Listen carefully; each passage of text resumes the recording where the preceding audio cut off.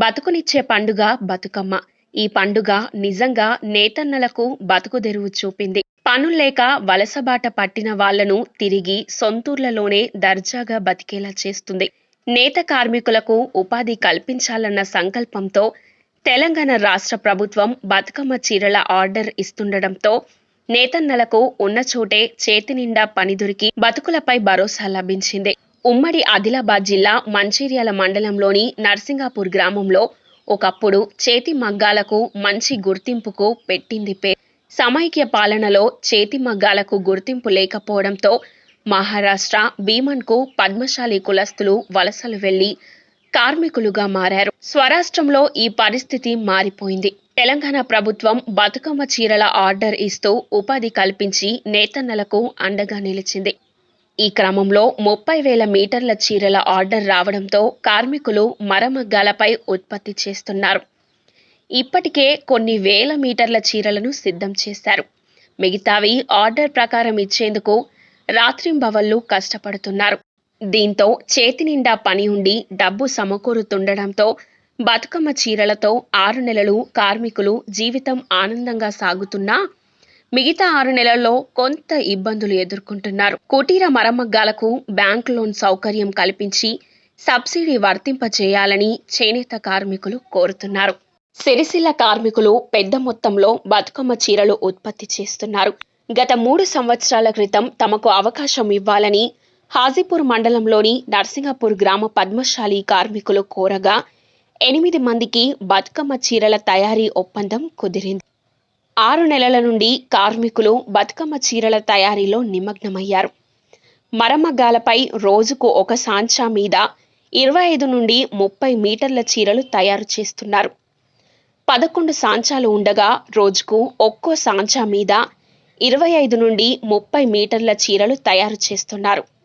అంటే రోజుకు సుమారు 1,000 రూపాయలు, నెలకు 20,000 నుండి 25,000 వరకు సంపాదిస్తున్నారు. టీఆర్ఎస్ ప్రభుత్వం నేతన్నల ఉపాధి కోసం బతుకమ్మ చీరల తయారీ ఆర్డర్ ఇస్తుండటంతో బ్యాంక్ లోన్ సౌకర్యం కల్పించి సబ్సిడీ వర్తింపజేస్తే స్కూల్ యూనిఫామ్స్, ఇతర వస్త్రాలను ఉత్పత్తి చేస్తే తమ జీవితాలు మరింత మెరుగుపడతాయని నేతన్నలు కోరుతున్నారు.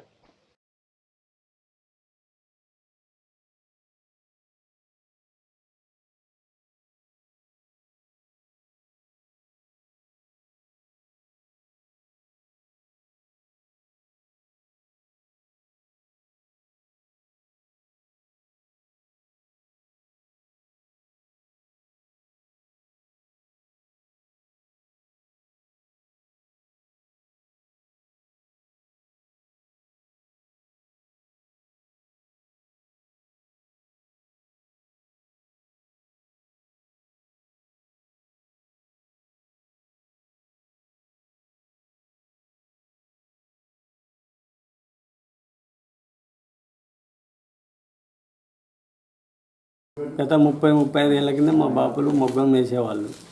మేము ఎదిగినాక ఇక్కడ పనులు లేక మహారాష్ట్ర, భీమండి, బొంబాయి, సూరత్, అహ్మదాబాద్ ఇట్లా పోయినాక కేసీఆర్ ప్రభుత్వం వచ్చినాక ఎక్కడోళ్ళకి అక్కడనే ఉపాధి కలుగుతుంది అన్నోళ్ళే గత 4 సంవత్సరాల కింద ఒక 4 యూనిట్గా తయారయ్యి ఒక షెడ్ నిర్మించుకొని మనిషికి 2 మిషన్లు 1,50,000 మిషన్లకు అయినాయి.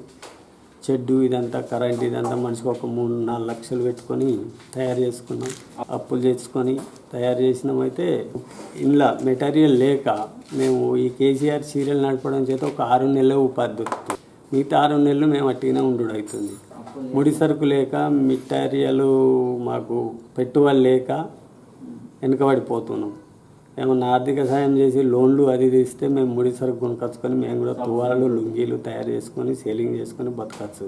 ఎందుకంటే మా సబ్సిడీ లోన్లు ఉన్నా కానీ సబ్సిడీల లోను అది మాకు మంజూరు చేస్తే మా చేనేత కార్మికులు ఇంత ఉపాధి దొరికి మా కుటుంబాలు ఆర్థికంగా బాగుపడి మంచిగా బతుకుతామని మేము ఇట్లా కోరుకుంటున్నాం. ఎన్నోసార్లు వస్తురు పోతురు కానీ ఏది బ్యాంకు వాళ్ళని కూడా పిలిపించుకున్నాం.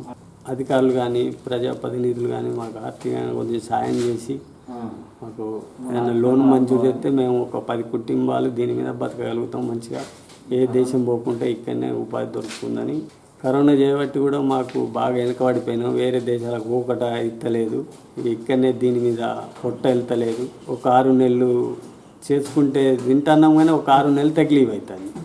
ఏదో కూలి పనికి ఎటు పోయినా కానీ ఈ బతుకులు వెళ్తలేవు. ఇది మాకు వృత్తి పని కాబట్టి కష్టపడుతున్నా పెట్టుబడి లేక మేము ఎటు అందలేకపోతున్నాం. అందుకని ఏదైనా ప్రభుత్వం కానీ కేసీఆర్ కానీ ప్రజాప్రతినిధులు కానీ సాయం చేస్తే మేము బాగుపడి వాళ్ళ బతుకుతామని ఆశిస్తున్నాం.